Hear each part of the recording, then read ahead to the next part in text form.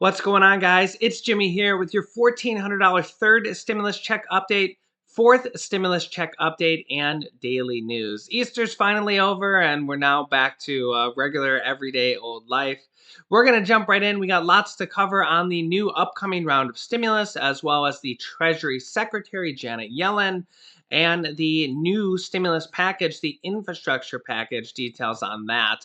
Lots to cover today. So if you're new to the channel, make sure to subscribe down below so you don't miss out on video updates on the new upcoming round of stimulus, as President Biden has already started it off with 3 different rounds of a student loan forgiveness. This is, again, I'm seeing a lot of questions on this. We'll cover this here, I'm not sure, maybe today in one of the upcoming videos, but this is only the student loan forgiveness. The 2 different rounds have only been for certain people with certain criteria. He wants to do, or President Biden has said he's in favor of, $10,000 of student loan forgiveness for everybody, but that has not happened yet. We're expecting that to happen. And Democrats, including Senate Majority Leader Chuck Schumer, are pushing him to actually do that as high as $50,000 per person.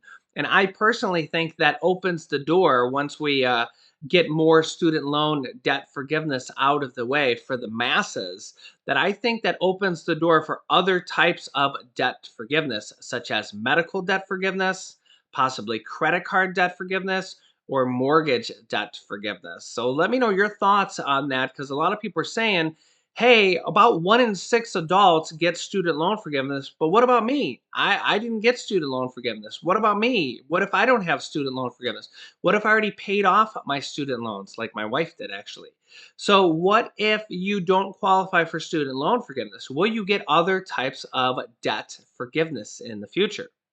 We will see. I will keep you up to date on that. Also, if you can, hit the like button for us down below. It really helps out our channel and just shows to YouTube that you like the videos that I'm bringing you and the information I bring you guys every single day.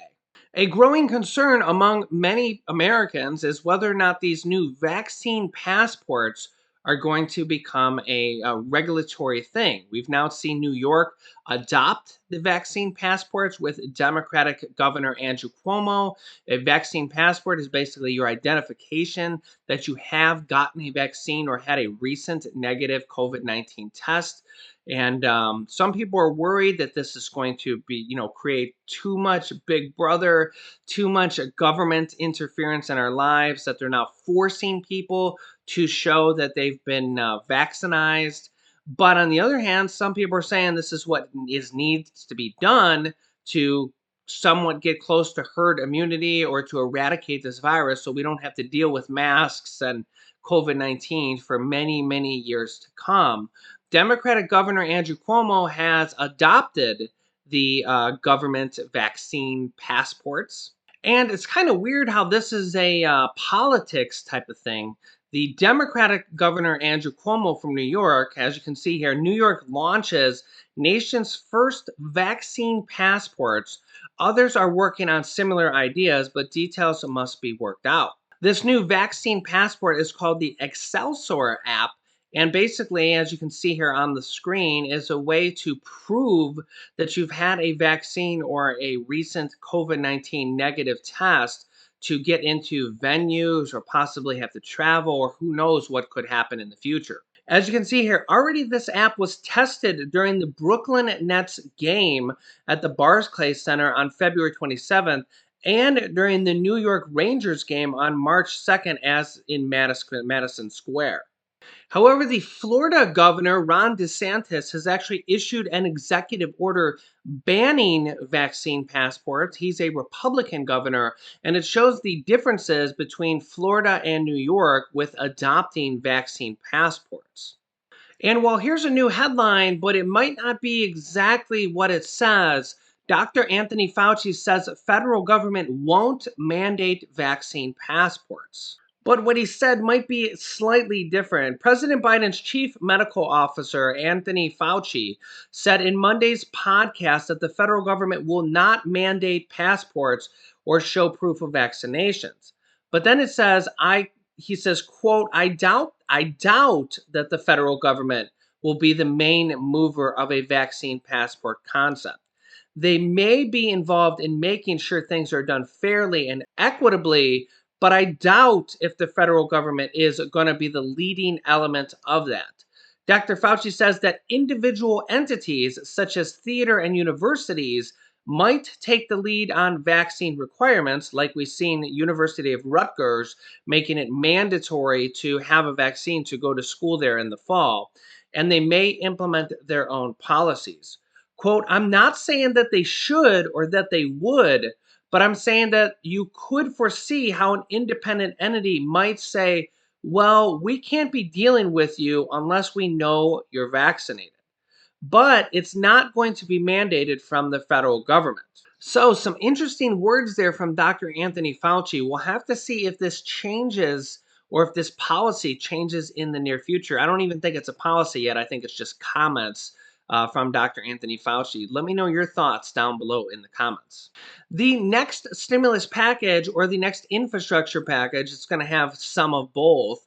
The Build Back Better package, we already have near 100 different Democrats pushing, and every single day I'm seeing new articles like this that say, could you start getting monthly stimulus payments? Elizabeth Warren and more prominent Democrats push Biden to offer regular relief. Yesterday, we seen Representative Jayapal say, let's give people $2,000 a month until this crisis is over so they can support their family. Representative Jayapal is also the co-author of a bill with Michigan Representative Rashida Tlaib for a $2,000 fourth stimulus check, followed by $1,000 monthly recurring payments that actually goes until 1 year after the pandemic. Another bill introduced last week from Senators Ed Markey and Elizabeth Warren pushed President Joe Biden to include $2,000 monthly stimulus checks until the pandemic is over in this latest proposal. Here is President Biden and staff on some of the infrastructure in the next package. How will the country be different because of this legislation? And what difference will it make to me? Well, modernizing the infrastructure of America will make a gigantic difference. Our roads, our ports, our bridges, our airports, our mass transit systems. And there's so much we can do, creating very, very significant jobs and good pay. But the most important thing is to put us in a competitive position where no one can outcompete us because we have an infrastructure that allows us to get things done quickly, safely, and in a modern way. I know that President Biden just passed the rescue plan, and I'm just wondering how that differs from this jobs plan. Great question. So the American Rescue Plan was an emergency package that was meant to, and is meant to, we're still implementing it, address the crisis we're living in. What the American Jobs Plan is meant to do is to invest in industries of the future, to rebuild our infrastructure across the country, create millions of jobs, ensure more people have access to broadband, more people have access to clean drinking water, and more people have assistance that they need to address caregiving across the country. What kind of jobs does the plan actually create? This plan will create jobs all around the country, putting people to work building things, roads, bridges, highways, constructing new housing, replacing lead pipes to ensure clean water for all Americans. It'll put people to work innovating in R&D and labs around the country, helping to create new discoveries in clean energy jobs of the future. And it will also help increase the pay and the dignity of the workers who provide care in our economy, caring for the elderly and the disabled. How does this jobs plan tackle climate change? And is environmental justice being factored in? That's such a great question. This jobs plan upgrades housing. It electrifies transportation, it invests in innovation, and it builds out the supply chains that we're going to need to tackle the climate crisis. And at the same time, it targets 40% of the benefits of this investment in the communities that have been disadvantaged. Hello, President Biden. My question is, how will rural broadband work, and how quickly can the expansion occur? The idea that we're not in a position where we invest in loans and grants to companies and local governments and nonprofits and rural co-ops to be able to come into the 21st century with a minimum requirement of having access to the internet seems to be very short-sighted. So what we're going to do is the goal is to bring broadband coverage to every single home in America by 2030. 90 out of the top Fortune 500 companies pay $0 in taxes. How will your job plan make them pay their share? Our corporate tax system is broken. What this plan is going to do is it's going to fix it by making sure that corporations pay a 28% tax.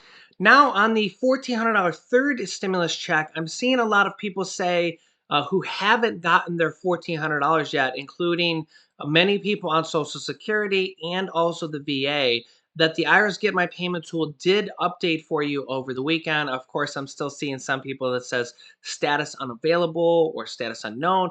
Don't worry about that really, because honestly, I've seen hundreds of comments from people that say they got their $1,400 per person stimulus check, and the IRS Get My Payment tool still says status unavailable.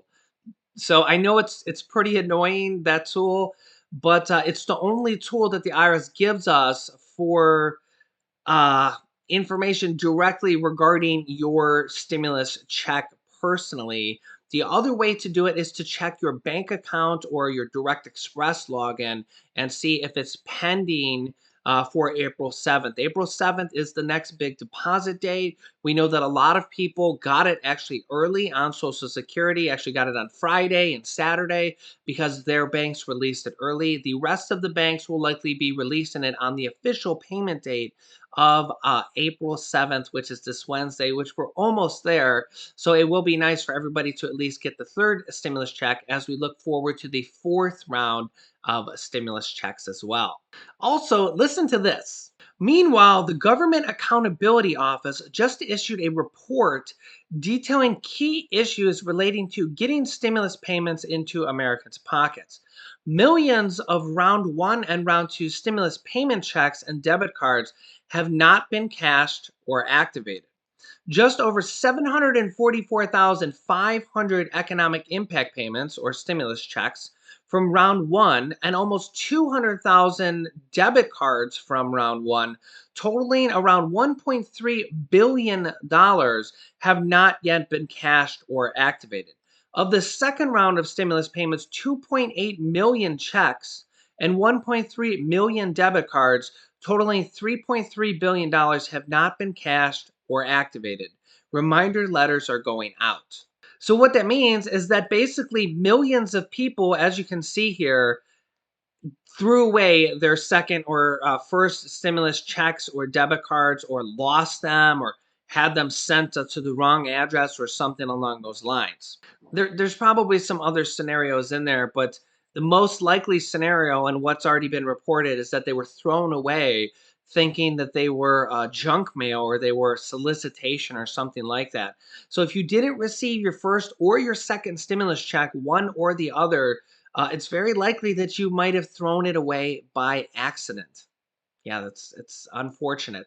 However, you can claim these by doing a 2020 tax return on line 30. You can actually go on there and if you don't file a tax return, you're going to need to file a tax return to do this. You can file a 2020 tax return. You can do this by going on Google and typing in IRS free file, and you can file a free tax return through the IRS website. And on line 30 of the tax return, or the simple tax return, or whatever tax return you're filing, on line 30, you put the amount that you are owed that you didn't receive. So if it's the first stimulus check or the second stimulus check, or if you have dependents, you put the total amount there that you are owed.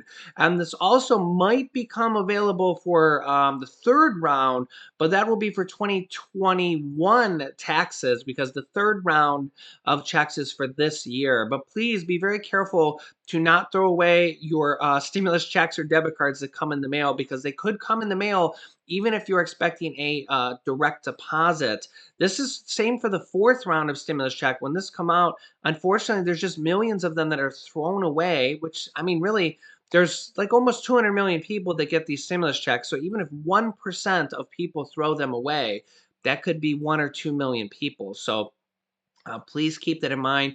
Also, if you were a dependent in 2019 previously, or 2020 even, and you want to go back and claim your first and second stimulus checks, because remember the dependents, adult dependents, I should say, did not receive the first and second stimulus checks. So college students and adult dependents. You can change that and actually go back And if the person who claimed you as a dependent, so let's just say that I claim my mom as a dependent, what I can do for 2020 tax returns, and if you've already done this, you can actually go and file an amended tax return to get the money for mom or for the adult dependent. You can actually go and file a 2020 tax return or an amendment and not claim them as a dependent. And then they can file a tax return and say, hey, I was not claimed as a dependent. And on line 30, claim that first and second stimulus check for $1,200 and $600 for $1,800. Now, you won't get the tax break of claiming them as a dependent, but they will get their $1,200 and $600, their $1,800. So that is a little trick that I've told a couple of you guys about, and that just could get you an extra $1,800. So let me know if that helps you out, if you end up receiving an extra $1,800.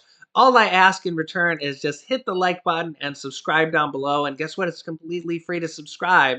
This way you won't miss out on the upcoming round, the fourth round of stimulus, as there's multiple different things in there. Student loan forgiveness, the possible $200 per month Social Security raise, $15,000 home tax buyer credit, mortgage assistance, rental assistance, property tax assistance, utility assistance, and the fourth round of stimulus checks, which Democrats are making or urging to make monthly recurring stimulus checks, as well as those child income tax credits. I'm going to keep you up to date on when that becomes available and when that's $3,000 to $3,600 per child. That's already passed.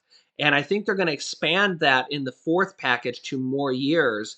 And I'll let you know when the $10,200 unemployment money refund becomes available. So I got lots of things on the horizon for the fourth round of stimulus. So make sure to subscribe down below if you haven't. It's completely free to do so. After subscribing, you can click the bell icon to all notifications to get reminder notifications so you don't miss out on new episodes. I see people asking, why didn't I get the student loan forgiveness? And I'm thinking, wow, that's because you didn't get the details. You missed out on the episodes where we covered the student loan forgiveness.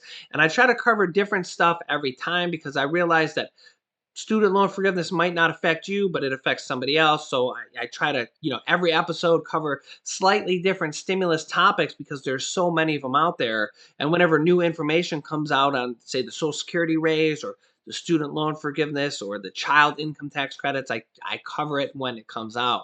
So I'll keep you up to date on everything. You can click this top video here to watch my newest stimulus check video next. And this video teaches you how to start your own business selling products on Amazon FBA. I've had dozens of students that have replaced their 9-to-5 income selling products on Amazon, and I teach them how to do that. And me and my wife sell products on Amazon as well. So click on one of those videos next. Thanks, guys, and I will see you in the next video.